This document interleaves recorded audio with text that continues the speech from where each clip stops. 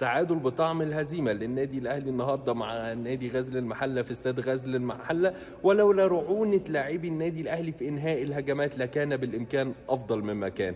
للأسف النادي الأهلي بيتعادل مع نادي غزل المحلة، وفي أول 3 مباريات في الدوري للأسف النادي الأهلي بيفقد 4 نقاط كاملة، وده شيء لم نعاهده ولم نعرفه عن النادي الأهلي إطلاقا. ولكن الحظ العاسر برضو، عايزين نقول الحقيقة، الكرة اللي اصطدمت بالقائم واللي ارتطمت بالعارضة كان برضو كانت هتبقى أهداف مؤثرة، ولكن حظ عاسر يواجه النادي الأهلي في إنهاء الهجمات. وعايزين نقول حاجة، تدخل ريبيرو في الثلث الأخير من المباراة كان تدخل سيء جدا بعدم بخروج محمد علي بن رمضان اللاعب اللي بيديك الاستحواذ والأفضلية في نص الملعب، وخروج أشرف بن شرقي اللعيب اللي بدأ يجيب مستواه ومن أحسن اللعيبة اللي كانت موجودة على أرض الملعب وبتصنع فرص حقيقية.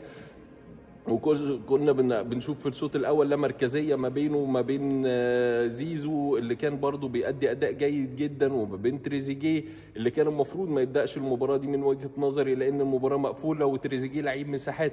ولكن نزول احمد رضا ونزول طاهر محمد طاهر ضعف خط وسط النادي الاهلي، وكان حتى الكرات اللي بتتلعب كرات طوريه، كرات قطريه، لكن ما فيش اي معالم خالص للنادي الاهلي في بناء الهجمات في الثلث الاخير من المباراه، وده كان خطا واضح من ريبيرو. وكلنا طبعا بننتقد ده لان مش طبيعي ومش مقبول ان النادي الاهلي في اول 3 مباريات في الدوري، المباراه المفروض اللي احنا بنجمع فيها نقاط، نخسر 4 نقاط كامله. اتمنى من اداره النادي الاهلي انها تتدارك المواقف دي والمواقف الفنيه، يا يقعدوا مع الراجل يا اما ما يصبروش اكتر من كده. مش هنغلط غلطه كولر اللي تسببت في خروجنا من افريقيا. كل الدعم وكل التوفيق للنادي الاهلي ولاعيبته.